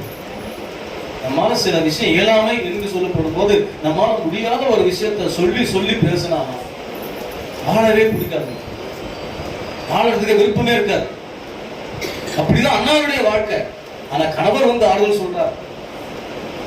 ஆறுதல் சொல்வது அவங்களுக்கு தற்காலிகமானது. இப்படியே வாழ்ந்துட்டாங்க. அவள் கர்த்தருடைய ஆலயத்திற்கு போகும் சமயத்திலே அவள் வருஷந்தோறும் அந்த பிரகாரமாக செய்வாள். இவள் அவளை மனமடிவாக்குவாள். அப்பொழுது அவள் சாப்பிடாமல் அழுது கொண்டு இருப்பாள். மனுஷருக்கு முன்பாக அழுதுட்டு இருக்கிறார். யாருக்கு முன்னாடி? கணவருக்கு முன்னாடி அழுதுட்டு இருக்கிறாங்க. அவர் வெளியே போயிட்டு வந்தா வீட்டுல தனியா ஒரு அடையில அழுதுட்டு இருக்கிறாங்க. ஏன்னா அவங்க சொன்ன வார்த்தைகள் இருதயத்தை நிரப்பிருக்குது. ஒரு நாள் அண்ணால் முடிவெடுத்தார். ஹல்லேலூயா. பாருங்க வசனத்தில் நீங்க வாசினா, அவள் 8ஆம் வசனம், அவள் புருஷனாக எல்கானா அவளை பார்த்த அண்ணாலே ஏன் அழுகிறார், ஏன் சாப்பிடாத இருக்கிறார், ஏன் சஞ்சலப்படுகிறார், 10 குமாரரை பார்க்க நான் உனக்கு அதிகம் அல்லவா என்றான். விசுவாசிக்கிறீங்களா? அப்ப இந்த சம்பவத்தை நான் அடிக்கடி சொல்லிக்கிறேன். எல்கானாவுக்கு பிள்ளை இருக்குது, ஆனா அண்ணாளுக்கு என்ன இல்ல, பிள்ளை இல்லை. ஏன்னா எல்கானாவுக்கு என்ன இருக்கு, பெண்ணினால் மூலமா பிள்ளை இருக்குது. ஆனா பிள்ளை இல்லாத வருத்தத்தை உடைய அவமானங்கள் எந்த கையில சுமக்கிறது யாருன்னா, யாருங்க? அண்ணா. அநேக நேரங்கள் நமக்கு ஆறுதல் சொல்லுகிறவர்களுக்கு நம்மளோட பிரச்சனை தெரியாது. ஆறுதல் சொல்லுகிறவர்களுக்கு நம்மளோட வழியை வாங்கிக்க முடியாது. நம்மளுடைய அவமானங்கள் அந்தால புரிஞ்சுக்க முடியாது, ஏற்றுக்கொள்ளவும் முடியாது. அதனால தான் மனிதர்கள் சொல்லுகிற ஆறுதல் நமக்கு தற்காலிகமானது. மனிதர்கள் சொல்லுகிற பாசங்களும் தற்காலிகமானது. ஹல்லேலூயா. அப்ப பெரியாளுக்கு சந்ததி இருக்குது, அண்ணா எல்கானாவுக்கு சந்ததி இருக்குது, ஆனா அண்ணாவுக்கு சந்ததி இல்லை. இப்ப அண்ணா ஒரு முடிவு எடுத்தார். அந்த வசனத்துல சீலோவிலே அவள் புசித்து குடித்த பின்பு அண்ணாள் எழுந்திருந்தாள். ஹல்லேலூயா. எல்லாம் கையை வச்சு சொல்லுங்க, அண்ணாள் எழுந்திருந்தாள். எல்லாம் சொல்லுங்க, இதான் எழுப்புதல். எல்லாம் சொல்லுங்க, எழுந்திருந்தாள். ஒரு முடிவோட எழுந்துட்டா, ஒரு வைராக்கியத்தோட எழுந்துட்டா. இதுவரையிலும் ஆலயத்துக்கு வருவாங்க, ஒருத்தரை பார்த்து ஒருத்தர் என்ன செய்வாங்க, பசை பாடி சண்டை போட்டு நிரோதிச்சு பகைச்சு இப்படியே ஆலயத்துக்கு வரும்போது போகும்போது நடந்துட்டே இருந்துச்சு. ஒரு நாள் அண்ணாள் முடிவெடுத்தா. ஹல்லேலூயா. அண்ணாள் எழுந்திருந்து நேரா ஆலயத்துக்கு போறா. ஹல்லேலூயா. ஆலயத்துல போய் அவள் போய் மனம் கசந்து மிகவும் அழுது கர்த்தரை நோக்கி விண்ணப்பம் பண்ணு. இனிமேல் மனுஷர்கிட்ட நான் செய்யக்கூடாது, சொல்லுங்க, நின்று அழக்கூடாது. ஹல்லேலூயா. எல்லாம் சொல்லுங்க, ஹல்லேலூயா. ஏன்னா இத்தனை ஆண்டு காலமா கணவரை நினைச்சு அவர் சொல்ற வார்த்தை, ஆறுதலான வார்த்தையை நம்பி கோட்டையை கட்டுவேன், அதை கட்டுவேன் நினைச்சு நினைச்சு நினைச்சு பார்த்தேன். ஆனா நடக்கல. ஆனா இனிமேல் என் ஆண்டவராக இயேசு பார்த்து நான் வந்திருக்கிறேன். இன்றைக்கு ஒரு விடிவு காலம் வந்துருச்சு, இன்றைக்கு ஒரு முடிவு வந்தாச்சு. அண்ணால் முடிவெடுத்த அப்புறம் எழுந்தார். நேரா தேவ சமூகத்துக்கு போனான். அங்க ஏறி உட்கார்ந்து இருக்கிறார். ஆசாரிக்கு முன்னாடி அவள் போய் மனம் கசந்து மிகவும் அழுது. ஏன் வீட்டுல போய் அரை வீட்டுல அழுது அழுது அழுது அவங்க சொன்ன வார்த்தை இவங்க சொன்ன வார்த்தையில தியானிச்சு தியானிச்சு அழுது அழுது உன் வேதனை இருதயம் ஃபுல்லா வேதனை நிரம்பி இருக்குது.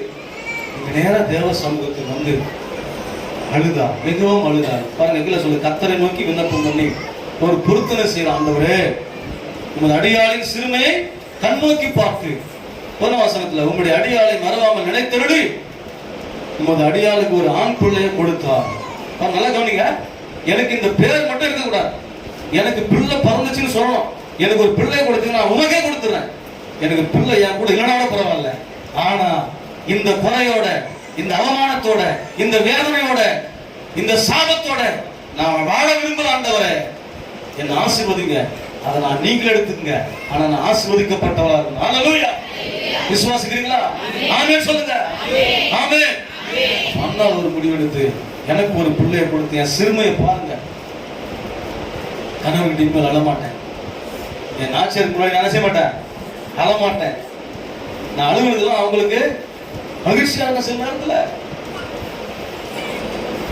தேவனுக்கு முன்னாடி அழுதா எனக்காக துக்கப்படுகிறவர் அவர் மாத்திரமே. ஹல்லேலூயா. நம் சிந்தையை மாற்றுகிறவர் அவர் மாத்திரமே. ஹல்லேலூயா. உன் சிறுமையை மாற்றுகிறவர் அவர் மாத்திரமே. ஹல்லேலூயா. அப்படிதான் அந்த பாவியாக சரி வந்தார். அப்படிதான் மரியாள் போய் இயேசுவின் பாத்துல பரிமளத்தை எடுத்து, அப்படிதான் அண்ணா எழுப்பினா பாருங்க. ஆண்டவர் சமூகத்துல வந்து தன் இருதயத்தை ஊற்றினான். வசனம் சொல்லிருப்பாங்க.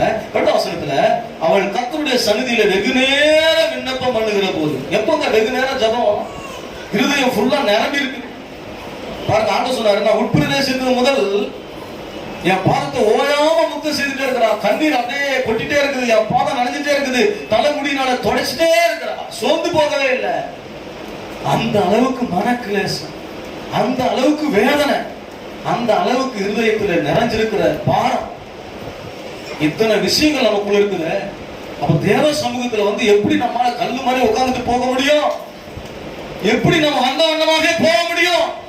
இந்த சமாதானத்தை இந்த உலகம் நமக்கு கொடுக்க போறது இல்லையே, இந்த ரட்சிப்பை உலகம் நமக்கு கொடுக்க போறது இல்லையே, உலகம் கொடுக்க போறது இல்லையே. எந்த ஒரு மனுஷனாலும் உனக்குள்ள இருக்கிற பிரச்சனை தீர்க்க முடியாது. ஆண்டவர் சமூகத்துக்கு வந்த போது இது அண்ணால் புரிஞ்சுட்டா. இத்தனை வருஷம் இதெல்லாம் பார்த்து பார்த்து சலிச்சு இனிமேல் கர்த்தர் சமூகம் தான். ஹல்லேலூயா. இயேசுவின் பாதத்துல போயிட்டு பாருங்க. அந்த வசனத்துல வாசிக்கிறோம். 12 வசனத்துல அவள் கர்த்தருடைய சன்னதியில் வெகு நேரம் விண்ணப்பம் பண்ணுகிற போது, இது ஒரு பெரிய அற்புதமான விஷயம். இந்த பகுதியை வாசிக்கும் போது எனக்கு ரொம்ப ஆச்சரியமா இருக்கு. ஏன்னா ஒரு சிறுகளுக்குள்ள பாருங்க, இந்த ஆசாரியத்துவத்துல ஏழை இப்படிப்பட்ட ஒரு ஜெபிக்கிற ஒரு வழிமுறை இதுவரையும் பார்த்ததே இல்லை. வருவாங்க, பலி செலுத்துவாங்க, எல்லாம் சாப்பிடுவாங்க, போயிடுவாங்க, அதான் ஆராதனை. இப்படி மணிக்கணக்கா ஜெபிக்கிற ஒரு சம்பவத்தை ஏழை தன் வாழ்க்கையில தன் சரித்திரத்தை பார்த்ததே இல்லை. ஹல்லேலூயா. அப்ப பாருங்க, ஒரு ஜெப ஆவி அவங்களுக்குள்ள ஊற்றப்படுது. அப்ப நம்ம பல தடைகளோட பல தேவைகளோட நாம் தேவ சமூகத்துல வந்து நீங்க ஜெபிக்க ஆரம்பிச்சீங்கன்னா உங்களால நிறுத்த முடியாத அளவுக்கு ஒரு பெரிய ஜெப ஆவி தேவன் உங்க மேல ஊற்றுவாங்க. பாருங்க, அண்ணா ஒரு பெரிய தீர்க்கதரிசி. நீங்க சாமுவேல் தீர்க்கதரிசின்னு சொல்றோம், ஆனா அண்ணால அவங்க அம்மா அதுக்கு முன்னாடி ஒரு தீர்க்கதரிசி. 2ஆம் அதிகாரம் ஃபுல்லா ஆண்டவராக இயேசு பத்தின தீர்க்கதரிசனங்களா சொல்றோம். அது வெறும் ஒரு சாதாரண அழுது புலம்புற ஒரு விசுவாசி, அவிசுவாசம் உள்ள விசுவாசி, யாருக்கும் பிரயோஜனப்படாத பயன்படாத ஒரு வாழ்க்கை. என்றைக்கு இயேசுவின் பாத்திரம் வந்து தேவாலயத்தில் அழுது தன் இருதயத்தை ஊற்றி ஜெபிக்க ஆரம்பிச்சாங்களோ, அப்ப ஆவியானவர் ஊற்றி கொண்டே இருக்கிறாரு. ஜெபம் நிக்கலங்க. வெகு நேரம் வெகு நேரம் வெகு நேரம் ஜெபிக்க. நீங்க நம்ம ஜெபிக்கிறதுக்கு நேரமே இல்லைன்னு சொல்றோம். நீங்க இந்த நிலைக்கு மாட்டீங்கன்னா நீங்க ஜெபிக்கிற நேரம் உங்களுக்கு போதாது, ஜெபிக்கிற நேரம் உங்களுக்கு பத்தாதுங்க. ஹல்லேலூயா. வசனத்துல பாக்குறோம், அவன் கர்த்தருடைய சன்னதியில வெகு நேரம் விண்ணப்பம் பண்ணுகிறது. ஏழி அவர்கள் வாயை கவனித்துக் கொண்டிருந்தான். 17 அண்ணாள் தன் இருதயத்திலே பேசினார். ஜெபம் வந்து வாயிலிருந்து வரல, அது இருதயத்திலிருந்து வந்துச்சு. இருதயத்தை ஊற்றி ஜெபித்தார். அவருடைய வாழ்க்கையில சமாதானத்தோடு போனார். அது சிறியப்பா சொன்னார், உன் விசுவாசம் ரட்சித்தது, நீ சமாதானத்தோட போ. ஆகவே தேவ பிள்ளைகள் நீங்க ஆலயத்துக்கு வரும்போது சமாதானத்தோட போகணும்னு சொன்னார். உங்க இருதயத்தில் இருக்கிறதெல்லாம் தேவ பாதத்துல ஊற்ற வேண்டும். மனுஷருக்கு முன்னாடி அழுவதை நிறுத்திட்டு தேவ சமூகத்துல கண்ணீரோடு ஜெபிக்க வேண்டும். ஆகவே தாமதமானது அண்ணாளுக்கு, அதுதான் இஸ்ரவேல்ல ஒரு பெரிய சரித்திரமானது. ஹல்லேலூயா. சாமுவேலை போல ஒரு தீர்க்கதரிசி இஸ்ரவேல்ல எழும்பினதில்லை அப்படின்னு சொல்லியிருக்கிறோம். அப்படிப்பட்ட ஒரு தீர்க்கதரிசி எழும்பது காரணம் தாமதம் தான். அப்போ ஆண்டவருடைய தாமதம் உங்க வாழ்க்கையில் இருக்குன்னு சொன்னா உங்களை கொண்டு தேவன் ஒரு எழுப்புதலை, ஒரு பெரிய சரித்திரத்தை உண்டாக்க போறான்னு அர்த்தம். ஹல்லேலூயா.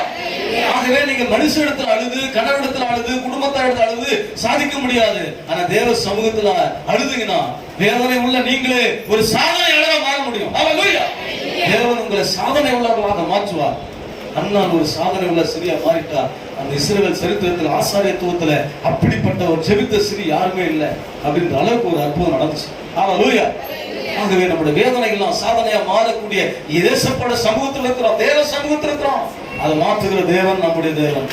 அந்த பாவியா இருந்த சிறிய ஒரு சாதனை உள்ள சிறியா தேவன் மாற்றுகிறார். அண்ணாவுடைய வாழ்க்கை ஒரு சாதனையா தேவன் மாற்றுகிறார். உங்க வாழ்க்கை எங்க வாழ்க்கை மாற்ற மாட்டாரா? ஹல்லேலூயா. இப்படியே இருப்பீங்க. காரணம் நம்ம இருதயம் தேவ சமூகத்தில் ஊற்றப்படணும். அந்த ஜெபம் இருதயத்திலிருந்து வந்ததுனால அவன் பேசிட்டே இருக்கிறான், நிறுத்தவே முடியல. ஆண்டவர் தொடர்ந்து கிரியை செய்துட்டே இருக்கிறாரு. அப்ப ஏழுக்கு அது புரியல.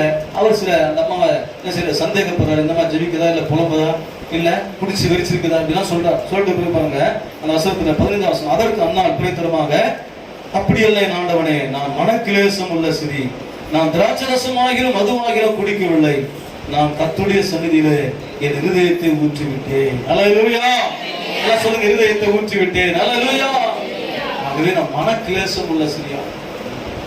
சில நம்மளை பார்த்து சொல்லலாம், எப்ப பதிலாக இருந்துக்கிறாங்க, நம்மளை பார்க்கும்போது முகம் சுரிக்கலாம், அற்புதமா நினைக்கலாம். அண்ணாவில் அப்படிதான் சொல்றா. அந்த ஆசாரியே சொல்றாரு, என்னம்மா நீ மடிக்கணக்கா சர்ச்சை போட்டு சீக்கிரம் போமா அப்படின்னா, நம்ம சொல்றாங்க, மனக்கிலேசம் உள்ள சிறு, என் இருதயத்தை ஊற்றினையா. அல்லேலூயா. பாருங்க, அது சொல்றாரு, நான் கர்த்தருடைய சந்நிதியில் இருதயத்தை ஊற்றி விட்டேன், உங்களுடைய அடியாளை பேலியாளின் மகளாக எண்ணாதையும் மிகுதியான விசாரத்தினாலும் மன கிளேசத்தினாலும் இந்நேரம் மட்டும் விண்ணப்பம் பண்ணினேன் என்றார். அதற்கு ஏழு சொல்றார், சமாதானத்துடனே போ, இஸ்ரவேலின் தேவனிடத்தில் கேட்ட உன் விண்ணப்பத்தின்படியே அவர் உனக்கு கட்டளையிடுவாராக என்றான். அல்லேலூயா. அப்ப என்ன வரும்போது சமாதானம் இல்ல, கண்ணீர் வேதனை வரும்போது போகும்போதெல்லாம் ஆலயத்துக்கு தான் வந்தாங்க. ஆனாலும் கண்ணீரோட சமாதானம் இல்லாம போனாங்க. ஆலயத்துக்கு வந்தவங்க ஆண்டவரை பிடிச்சிட்டாங்க. ஆலயத்துக்கு வந்தோம், அவங்களுக்கு என்ன கணவர் கணவர் கணவர், எல்கான மனைவி மனைவி மனைவி, பிள்ளை பிள்ளை பிள்ளை இப்படியே இருப்பாங்க. ஆலயத்துக்கு வந்து ஆண்டவர் எல்லாத்தையும் மறந்துடணும். ஹல்லேலூயா. அப்படிதான் இந்த அண்ணாள் மாறினா பாருங்க. கர்த்தர் அவரோட வாழ்க்கை ஆசீர்வதிச்சார். அதே போல பிள்ளையை கொடுத்தார். சொன்ன மாதிரி, இயேசுக்கு சொன்ன மாதிரி, யாருகிட்டையும் எந்த ஆலோசனையும் கேட்காம நேரா கொண்டு போய் ஆலயத்துல. ஹல்லேலூயா. விசுவாசிக்கிறீங்களா? கர்த்தர் கொடுத்தார், அதை கர்த்தருக்கே கொடுத்தா திரும்ப அநேக பிள்ளைகளை தேவன் கொடுத்தார். ஒருவேளை அவளே வச்சுதான் உன்னோட நின்று போயிருக்கா, அது என்ன பிரச்சனை வந்திருக்கு நமக்கு தெரியாது. ஹல்லேலூயா. இல்லையா, ஒண்ணு ரொம்ப வருஷத்துக்கு அப்புறம் கொடுத்தாரு. அந்த ஒன்னையும் என்ன செய்யற, கொண்டு போய் ஆழத்துல விட்டு வந்துடுறியப்பா அப்படின்னு எவ்வளவு பேர் சொன்னாலும் சரி, இல்ல, என் வேதனைய, என் அவமானத்தை, என் பழியெல்லாம் இயேசு மாத்தினார். ஹல்லேலூயா. அந்த இயேசுக்கு நான் சொன்னதை செய்வேன்னு சொல்லி தன் பிள்ளையை அர்ப்பணிச்சு கொடுத்தாங்க. முதல்ல கடைசியில் அவளை ஆசீர்வதிச்சு ஆண்டவரை அநேக பிள்ளைகளை தேவன் கொடுத்தார். மலடியானவர்கள் 7 பெற்றார். ஹல்லேலூயா. விசுவாசிக்கிறீங்களா? அருமையானவர்களே, தேவன் நம்மை ஆசீர்வதித்து கொடுக்கும் போது அதுக்குரிய பாத்திரவான்களா நாம் மாறுவதற்கு ஒரே ஒரு காரணம் தான், இந்த இருதயத்தை தேவ சமூகத்தில் ஊற்றினார். வேற ஒண்ணுமே இல்லை. அண்ணா என்ன செய்தார்? நான் இருதயத்தை ஊற்றினான். அந்த பாவியாக சரி என்ன செய்தார்? தான் இருதயத்தை ஊற்றி கண்ணீரோட தேவ சமூகத்தில் ஜெபித்தார்.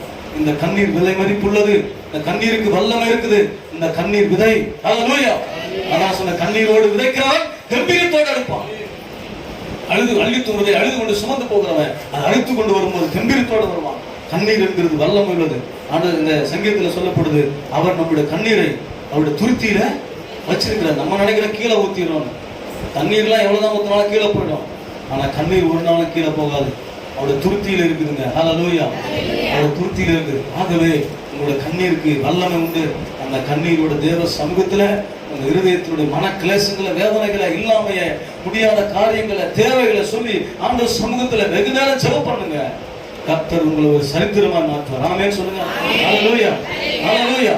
யார் உங்களை நகைச்சாலும் சரி, யார் உங்களை கிண்டல் பண்ணாலும் சரி, யார் உங்களை ஏளனமா பேசினாலும் சரி, அதெல்லாம் மனசுல இருந்தா நேர தேவ சமூகத்தில் வந்து அழுது ஆண்டவரே என்று சொல்லி ஜெபம் பண்ணுங்க.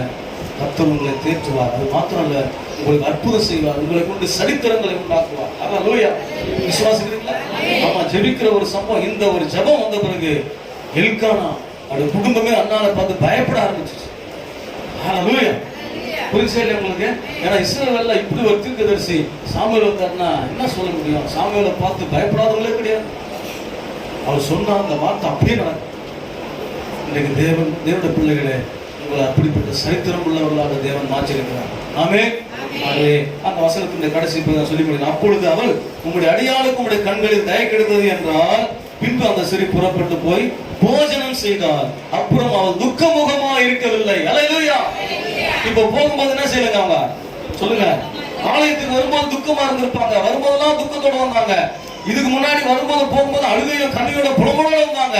ஆனா ஒரு நாள் வந்தது. அந்த நாள் அன்னாள் எழுந்திருந்தான். எழுந்து கர்த்தருடைய ஆலயத்துல போய் முழங்கால் படிட்டு அழுது தன் இருதயத்தை ஊற்றினாள், செபித்தாள், வெகு நேரம் விண்ணப்பம் பண்ணினாள். அவருடைய முகம் மகிழ்ச்சியாக மாறிவிட்டது. துக்கம் சந்தோஷமாக மாறிவிட்டது. ஏலி சொன்னார், நீ சமாதானத்தோட போ, உன் வேண்டுதல் கேட்கப்பட்டது, உன்னுடைய காரியத்தை தேவன் வாய்க்க பண்ணுகிறார். அல்லேலூயா. சமாதானத்தோடு போ. ஆண்டவருக்கு மகிமை உண்டாகட்டும். மனுஷரிடத்துல கண்ணீர் வெடிப்பதனால நமக்கு காரியம் நடக்கவே நடக்காது, பிரயோஜனமே இருக்காது. ஆனா என்றைக்கு அவள் தேவ சமூகத்துல கண்ணீரோடு விதைத்தாலோ கம்பீரத்தோடு எழுந்து போனாலும், இன்றைக்கு நீங்களும் நான் தேவைப்படுகிற ஒரு குடும்பத்துக்காக, பிள்ளைகளுக்காக, வியாபாரத்துக்காக, எதிர்காலத்துக்காக நீங்க பல்வேறு கேட்க முடியாம அவமானத்துல, நிந்தனையில, அசிங்கத்துல, போராட்டத்துல இருப்பீங்கன்னு சொன்னா இந்த நிமிஷத்துல ஆண்டவர் சமூகத்துல முழங்கால் பிடித்து கண்ணீரோட ஜெபம் பண்ணுங்க. எத்தனை பேர் உங்களை என்ன பேசுனாங்களோ, பாவி என்று சொன்னாங்களோ, அல்லேலூயா, உதவாக்கரன்னு சொன்னாங்களோ, ஆனா அதையெல்லாம் மாற்றக்கூடிய ஒரே ஒரு வல்லமையுள்ள தேவன் நம்முடைய ஆண்டவராக இயேசு. இன்றைக்கு உங்க வாழ்க்கையை அவர் மாற்றுகிறார். அவர் சமூகத்துல கண்ணீரோட நாம் ஜெபிப்போம். ஆண்டவருடைய கண்ணீர் எல்லாம் துடைப்பார். உதவாக்கரை என்று சொல்லப்பட்ட என்னுடைய வாழ்க்கையில தேவன் அநேக அற்புதங்களை செய்தார், அநேக காரியங்களை என் வாழ்க்கையில மாற்றினார். நான் ஆரம்ப நாளில் ஊழியத்துக்கு வந்த போது அந்த அறை, நான் ஜெபிக்கிற அந்த தண்ணீரால் அப்படியே தேர்ந்தோம். எனக்கு வேற எதுவுமே தெரியாது, எப்படி பேசணும்னு தெரியாது. பேசுகிற வார்த்தைகள் எல்லாம் கொண்டு போய் தேவ சமூகத்துல ஒவ்வொன்று அழுவேன். பக்கத்துல எல்லாம் கேட்பாங்க, என்ன அப்பா அழுகுறாரு, பிள்ளைங்கள் பேர் சொல்லி கேட்பாங்க. எனக்கு அதை தவிர எதுவும் தெரியாது. ஆண்டு சமூகத்துல அந்த முழங்கால் புண்ணால் இடத்துல அப்படியே தண்ணி தேங்கிட்டே இருக்கும். சத்தம் போட்டு அழுக முடியாது. அந்த கண்ணீரை எல்லாம் தேவன் கழிப்பாய் மாற்றினார். நான் அதனால தான் உங்களுக்கு சொல்றேன், மனுஷர்கள் யாராலையும் நம்மளை புரிஞ்சுக்க முடியாது. நம்மளுடைய வேதனையை மாற்றக்கூடிய நபர் இந்த உலகத்தில் ஒருத்தரும் கிடையாது. நம்ம எல்லாருக்கும் சாதனையாக மாறணும்னா இன்றைக்கு இயேசு பணத்தில் உங்களை போடுங்க, இயேசு உங்களை உயர்த்துவோம். கண்களை மூடி ஜெபிப்போம். பரலோக பிதாவே, உங்களை அர்ப்பணிக்கிறோம். அந்த ஒரு அண்ணாளுடைய ஜெபத்தை கேட்டு அண்ணாள் தன் விருதயத்தில் இந்த சமூகத்தில் ஊற்றுவோம். ஹல்லேலூயா. Thank you, Father. Hallelujah. Thank you, Jesus. இன்றைக்கு ஆண்டவருடைய சமூகத்தில் எங்களை அர்ப்பணிக்கிறோம். இருதயத்தை திறக்கிறோம்.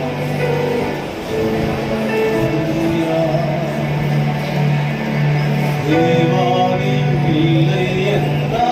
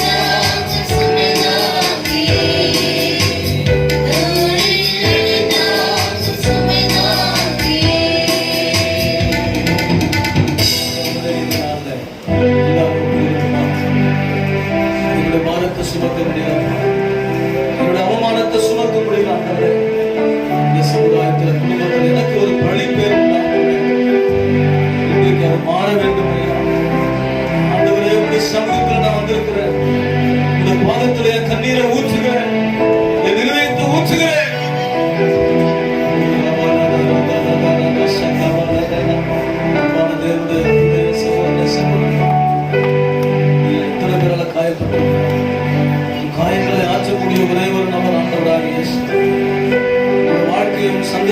இருதயத்திலிருந்து மாற்றுகிற ஒரே ஒரு தேவன் நம்முடைய ஆண்டவராக அன்றைக்கு அண்ணாவுடைய கண்ணீரை கர்த்தர் மாற்றினார்.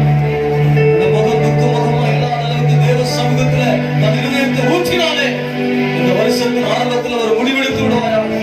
என்னுடைய தேவைகளை பிரச்சனைகளை ஒரு மனுஷனுக்கு நான் சொல்ல மாட்டாங்க. கர்த்தர் சமூகத்துல இருதயத்தை ஊற்றி செபிப்பேன், வெகு நேரம் செபிப்பேன். என் முகம் மாறுகிற வரையில எனக்கு பதில் கிடைக்கிற வரணும்.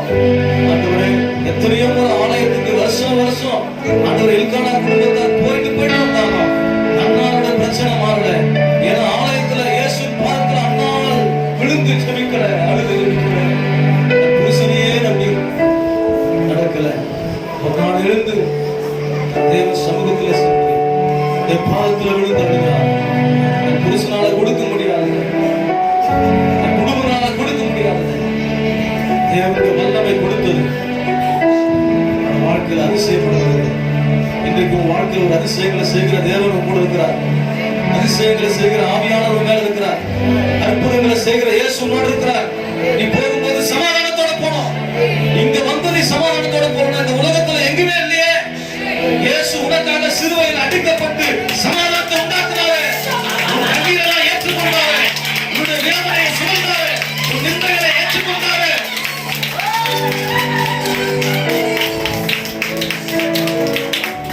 கண்ணீராவையும் துடைக்கிறார். சிந்தன கண்ணீரை ஆண்டவர் அறிந்திருக்கிறார். கண்ணீரை துடைக்கிறார். சமாதானத்தோடு எங்கெங்கெல்லாம் நீ அசிங்கப்பட்டு வேதனைப்பட்டு அவமானப்பட்டு தலை நின்றாயோ அங்கே இயேசப்பா உனக்காக பேசுவார். ஆண்டவர் உன் தலையை நிமிர பண்ணுகிறார்.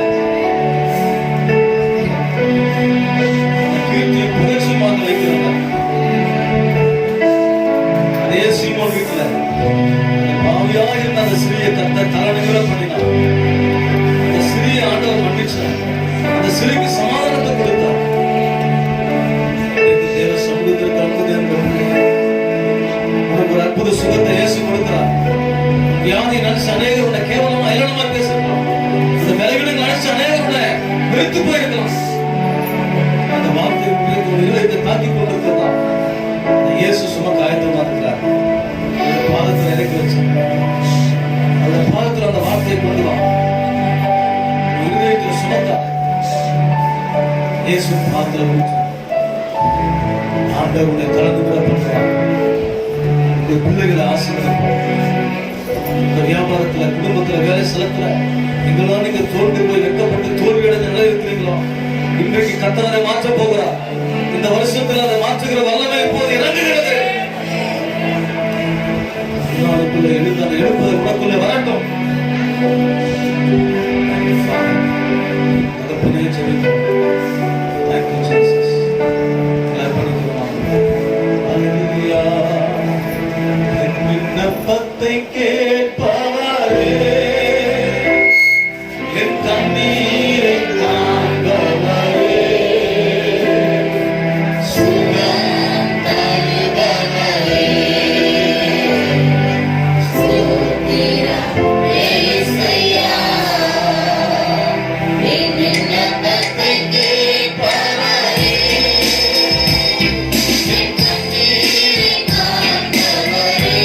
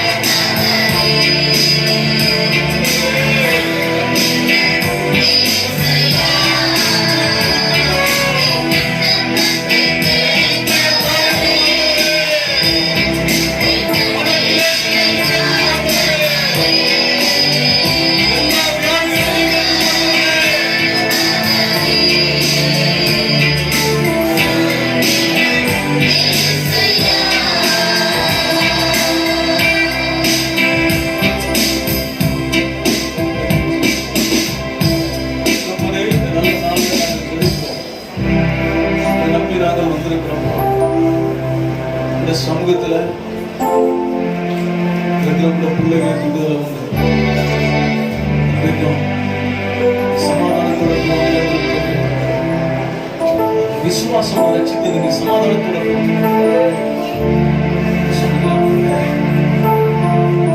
பிரச்சனைகளை ஆசீர்வாதம் தண்ணீரெல்லாம் மாற்றாங்க.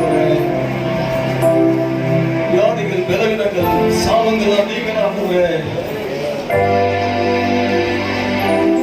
ஒரு மாற்றம் உண்டாகிறப்பா.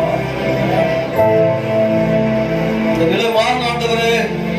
அந்நாள் எழுந்தது போல உடைய பிள்ளைகள் வாழ்க்கை ஒரு எழுப்புதல் வரணும் ஆண்டவரே. ஏசப்பா உமக்கு ஸ்தோத்திரம். வெகு நேரம் ஜெபிக்கிற ஒரு ஆவியை ஊற்றுங்கப்பா. சரித்திரத்தை உண்டாக்குங்கப்பா.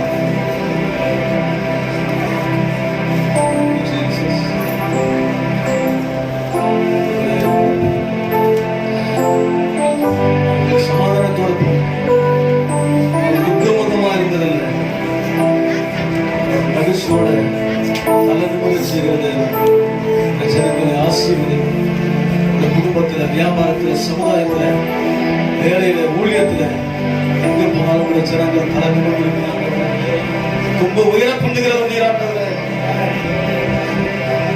அப்படி ஆசீர்வதிங்க.